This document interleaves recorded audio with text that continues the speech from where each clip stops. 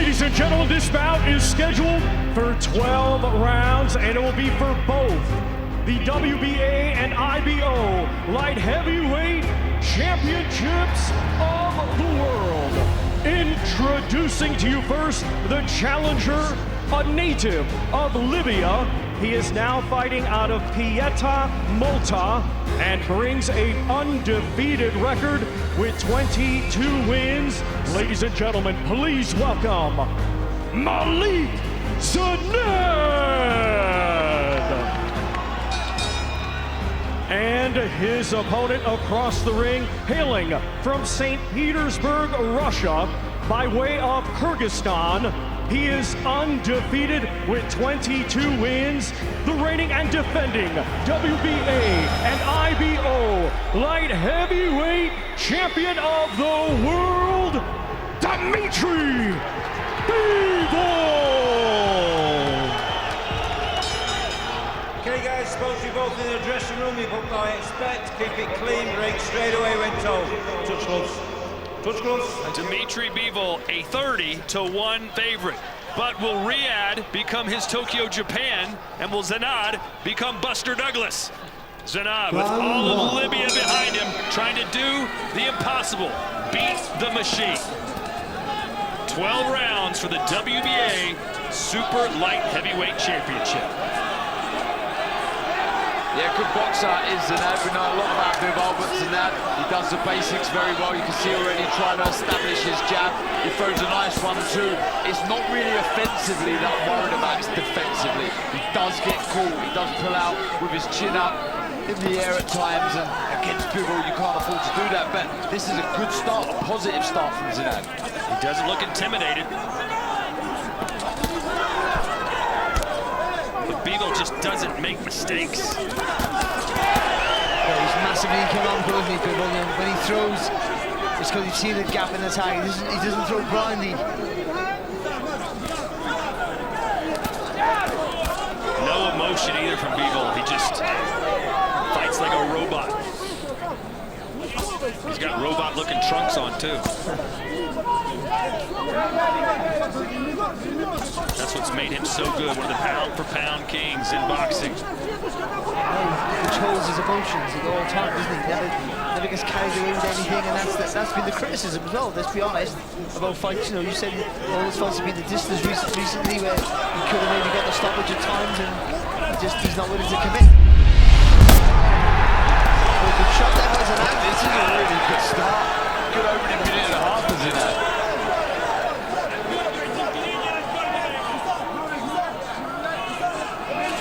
Zinad coming off a fantastic win on the road against Jerome Pempalone, beating the favorite New Zealander in New Zealand. Oh, left hand from Bivol. Zinad answers back.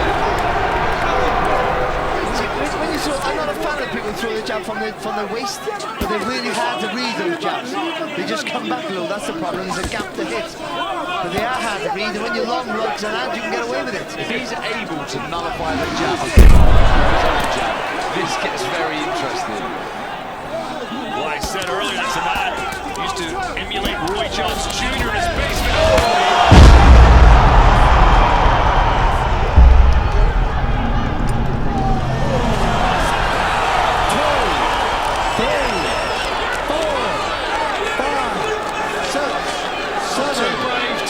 For his own good so early in the contest with such a sharp shooter. I would say though, he was dropped, but he was square-footed, so I'm not sure how much he was really hurt there. He was throwing his own punches, and he just brought that back foot forward a little bit. But the three-punch combination there from Bivol, that 1-2 in the end, are brilliant. Now he's walking Zinad onto the shots now. He's just taken half a step back, Bivol, and he's met Zinad with straight 1-2s. He's finished with the left hook.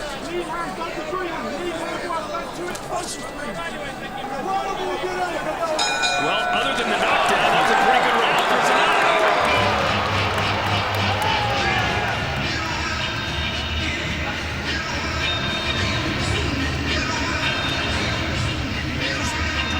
Be patient for your return. Them little single shots, but I want you safe after. Manny, you don't need to have a war with him. Just brought the right hand a little bit slow, come back a little bit slow, a bit low, squared the feet up. and Bivol just pounces on it. He landed his shot, stood and looked at it. At a lower level, you get away with that. And you said it, I believe, Darren, that you weren't worried about offensively what Zinad would do. It'd be defensively, and he got caught looking. Exactly that. Can't admire your work. But I like the energy from Bivol. We don't see him start hot like this, do we? You don't see him getting caught with as many jabs either. Maybe that's what kicked him into gear. We don't see him. He's only fought twice since he hit Canelo. Which is, now you think about it, is madness, isn't it? Boy, too bad Eddie Hearn doesn't have Bivol for the matchroom score. He was pinned over the roof, just no asking. Anytime we get Bivol on that team. Lead sub. He's using his feet here well, Bivol, really well, gliding in and out of range, trying to avoid the jab. I'd like to see him slip on the outside of the jab and fire over with the right hand. I love it when he goes low with the jab and he feints to go low again, and he whips that left hook over the top, but he keeps his body low.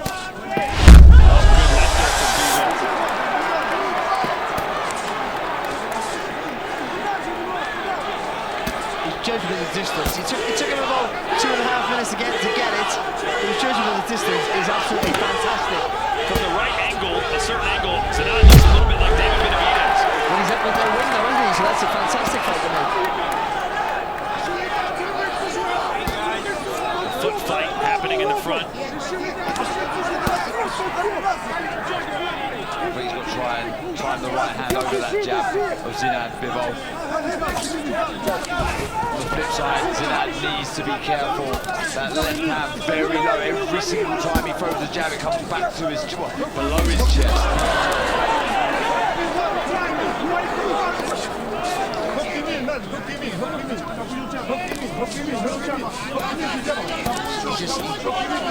He wants him to throw the right hand, doesn't he, Bivol? Bones here and out, the jab's blocking it down. He wants him to do that so he can pounce on him.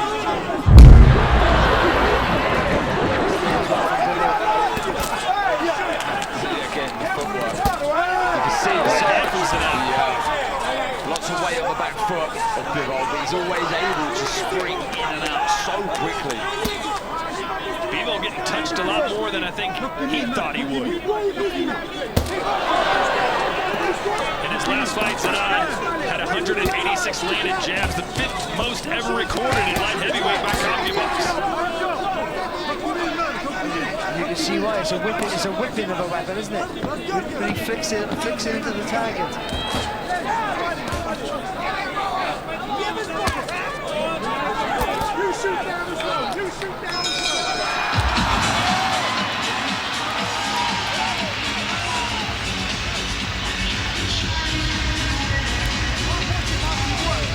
Sit and watch him.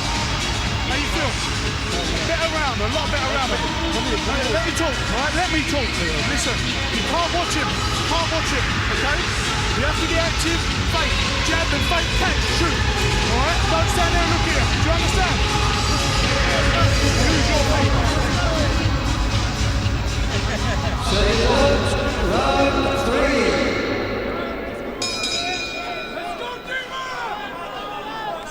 Zinad's corner telling him to stop talking and listen. Just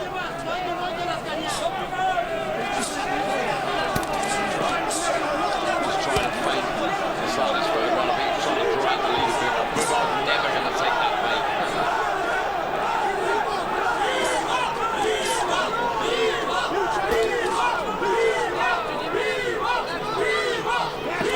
That wasn't a bad round there for Zinad, I think. Certainly better than the first.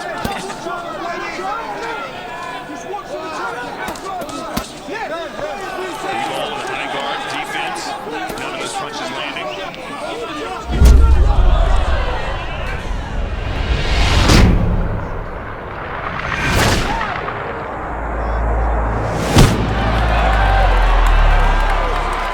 Boy, it's just so hard to out-jab the best jabber perhaps in the world. I mean, he's found the range with his jabs, you know, but they're all taken on the gloves of Bivol. Again, see, they're just falling short slightly, just hitting the gloves of Bivol. When Bivol throws it, 9 times out of 10 he's landing with the jab. Coming into this fight, Bivol had outlanded his opponents. Listen to this. In 99 of the last 100 rounds he's fought.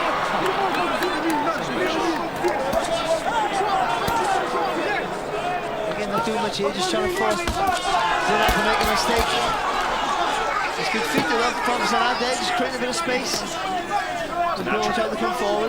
Trying to park at Bivol. I don't think Bivol's going to listen to that.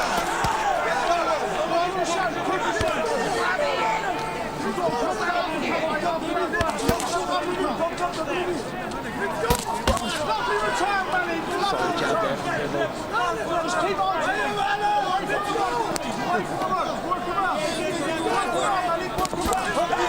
He did this in his last fight in Australia.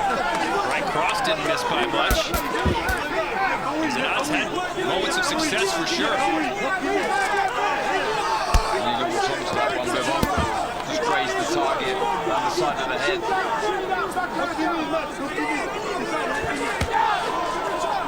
That's the better idea. He didn't hit the target there, Bivol, but that dipping down so on that left hook's a good idea. Bivol just so good defensively. Those hands just pop back into this defensive posture after he throws a punch. There's a left hook. Bivol being more aggressive, I think, than we've seen him. And it doesn't look like it, but this is so demoralizing. It's so draining mentally and physically when your opponent's in front of you all the time. That jerky motion that he does, you're always worried about the shots that are going to come out. Response from Zinad.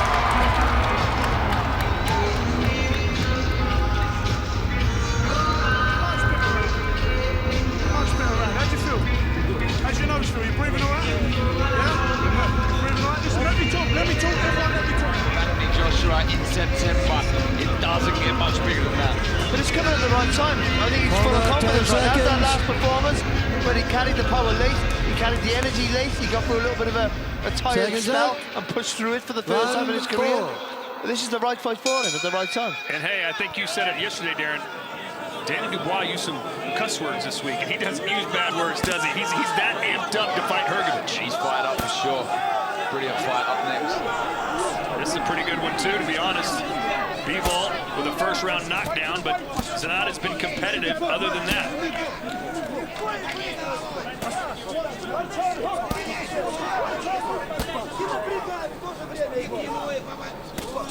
But he's using what he's got. He's using his attributes, that long jab, and he's flicking it out constantly. Bivol just take a step back and regroup. And even if he's not hitting the tag, even if Bivol is catching on the gloves, it's still stopping Bivol from being active. Total punches landed through round 3. Bivol's outlanded him by 14 punches. Zinad has thrown double, basically, the amount. Zinad grabbing the knees and fire through is the shot against Zinad. You see he's got a loose, I know we talked about the lead left hand, but a loose right hand as well. Is quite lazy, very positioned for the shot, so he is open to a left hook. That's that right hand there from Bivol.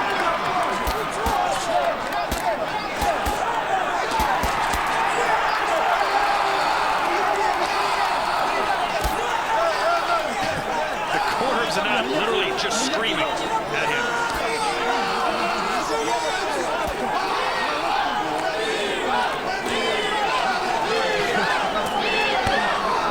It might be cold for something. Double jab. It's a lot of effort. Defensively, look at Bivol. Again, what Darren said, just pressure. Constantly figuring right in front of you, like putting certainly your stance is a tiring thing. Barry, who did you have favored in the Bitter BF fight against Bivol had it taken place? Bivol. Not by much though, to be honest, not by much. Because Better BF has better feet than people give him credit for, he's not just a puncher. That fight hopefully coming later this year as Bitter BF recovers from a ruptured meniscus in his knee. I can understand why they're getting excited in the Zinad corner. You know, a lot of these jabs are landing, majority of them are landing on the gloves of Bivol, but still he stopped the work, any work of Bivol in this round.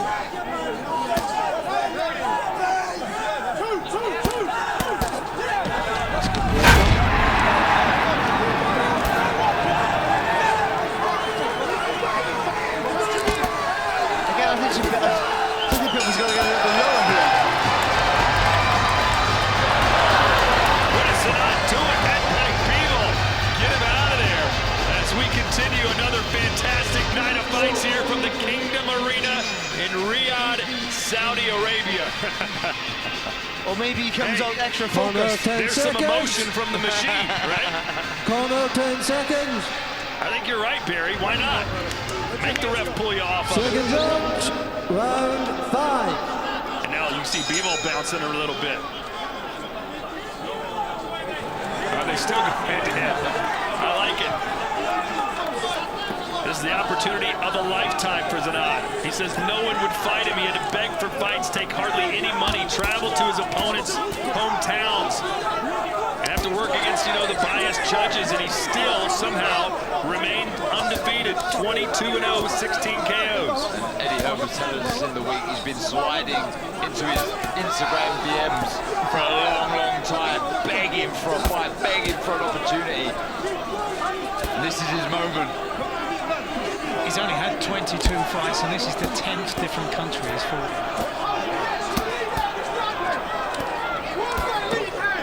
There's a man who's prepared to travel to make a living and to make a name. And he's boxing well. There's the best punch of the fight for Zinad. He needs to start separating with his own 1-2, I feel, Bivol. Letting that right hand go. Look, mentioned it numerous times, the left hand of Zinad so low. The right hand again there from Zinad.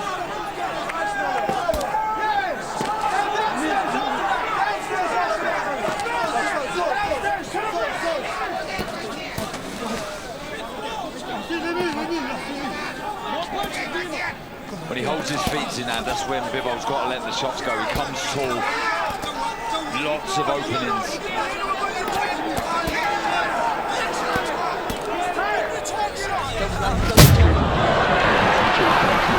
Someone yelled he's tired, and Zinad started talking back to him, which is not smart when you're in there with perhaps the best fighter in the world. I think Zinad's having a really good run.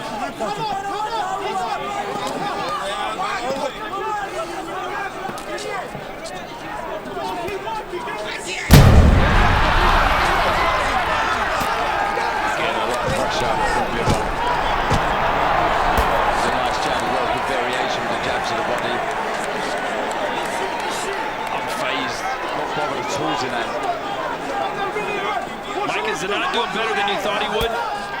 Oh yeah, for sure. And I think this is for him, whatever happens from here on, this has been for him a very impressive performance, coming in at such late notice. And 5 weeks after a fight that was so hard, the Aussies are saying it's one of their fights of the year.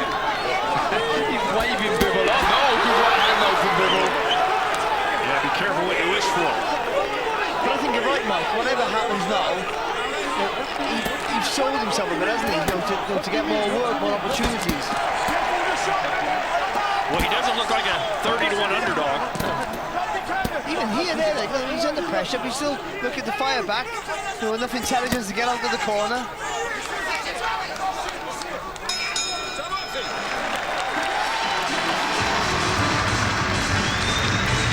Plenty of action coming your way, and when you talk about action, no one brings you more action than the non-stop puncher of William Zepeda. A double bill, July the 6th. Yeah, again, Zinad frustrating. The pound-for-pound fighter in Bivol. Moving, sticking out the jab. Nice jab though from Bivol, but a lot of talking, a lot of verbal activity from Zinad. He really fancies this job. 6. He got caught mid-sentence there. He did, yeah. And that slow motion shot, I don't know if you saw it from Bivol's jab, you could see it was just like a flick until right at the very end when it stiffens up as it hits his face, almost like a whip. That's the only time you should clench, when you throw in your shot, when you land. Just before you land, that's when you clench the fist. Well, what that is you turn the shot over, so you punch with the body. It's nice and smooth. At the end, you turn the hand over, and that gives you that impact, that little torque. Good counter right hand from Zinad as we check in with Chris Mannix and his scorecard. Yeah, Todd, I got a 4 rounds to 1, 49-45 for Dimitri Bivol. I gave Zinad that 4th round, but so far I've got Bivol largely in control. I got to ask, guys, what has happened to the power of Dimitri Bivol? He scored 11 knockouts in his first 13 fights. He's gone to a decision in his last 9. You guys know how much I used to love Demetrius Andrade, but Demetrius used to refuse to step on the gas when he had opportunities. Bivol, to me, is becoming a light heavyweight Demetrius Andrade. So 49-45, but not all that impressed with what I'm seeing from Demetrius Bivol. Well, I'd just like to see Bivol just go through the gears. He has it. I've said this time and time again. It's there. We see it in shades against Canelo, where he let his hands go. We see it against Lyndon Arthur, but he takes the step back just to stop any traffic coming his way. He's so switched on, he's so smart, but sometimes that goes against him and makes him less exciting. Power Mannix asked for it, and Bivol delivers.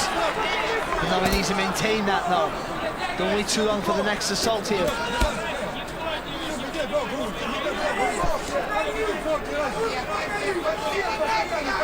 And the thing is with Bivol, what Chris is saying, he's not asking for something he can't do. Oh, what a hand! And that button is nice, and this may be the knockout that Bivol hasn't gotten in 6 years. 2018 was the last time he finished a fighter, and he's ready to go. And they'll stop it to Demetrius Bivol. Well, that's how you close the show. That's how you get the job done.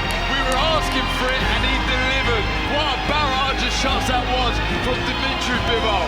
Superb finish. Again, with him, a lackluster performance, let's be honest. A lackluster performance up until the point that he sees the opportunity. He won't take a risk, Bivol, but when he sees the chance to go for it, he's accurate, powerful, and he has a good engine. That was a really good finish there. Ladies and gentlemen, here is the official time.